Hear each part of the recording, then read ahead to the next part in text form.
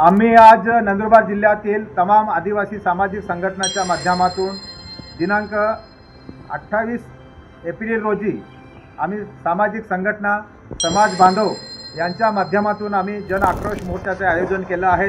त्यासाठी आज आम्ही जिल्हा पोलीस अधीक्षक नंदुरबार, जिल्हा अधिकारी कार्यालय नंदुरबार आणि मुख्य कार्यकारी अधिकारी जिल्हा परिषद या तिन्ही विभागाच्या अधिकाऱ्यांना आम्ही या जन आक्रोश मोर्चाच्या संदर्भामध्ये निवेदन देण्यासाठी आम्ही तमाम सामाजिक आदिवासी संघटनाच्या माध्यमातून आज आम्ही इथे जमलेलो आहोत।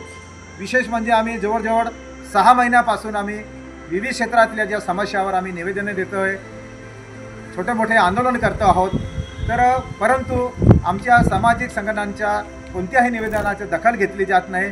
म्हणून आम्ही नाईलाजाने आम्हाला 28 तारखेला जन आक्रोश मोर्चाचे आयोजन करण्याचे भाग पडलेला आहे। विशेष म्हणजे जे आता नुकतेच विधान परिषद सदस्य म्हणून चंद्रकांत रघुवंशी यांची जी निवड झाली आहे, त्यांनी त्या शपथपत्रामध्ये ज्या जमिनीचे विवरण दिलेलं आहे त्याच्यामध्ये मोठ्या प्रमाणात त्यांनी आदिवासींच्या जमिनी बळकावल्याचे त्याच्यामध्ये सिद्ध होत आहे आणि दिसून पण येत आहे। त्यांनी गायचरण असेल, त्यांनी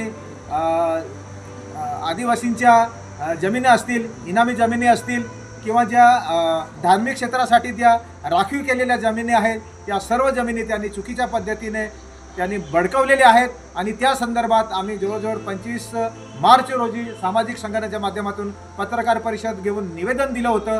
परंतु आत्तापर्यंत कलेक्टर मॅडमांनी त्यांच्यावर कुठल्याही प्रकारची दखल घेतली नाही, चौकशी केली नाही। त्यांनी ते जे पूर्ण फाईल आहे ती निवडणूक शाखेमध्ये पाठवून दिलेली आहेत। म्हणून ही एक मोठी शोकांतिका आहे। मग आमचं तेवढंच म्हणणं आहे मॅडमांना की आम्ही ज्या निवेदनामध्ये ज्या सर्व पुरावासहित आम्ही निवेदन दिलेलं आहे त्याची सकल चौकशी करावी, अन्यतः या मोर्चामध्ये देखील आम्ही हा मुद्दा हायलाईट केलेला आहे।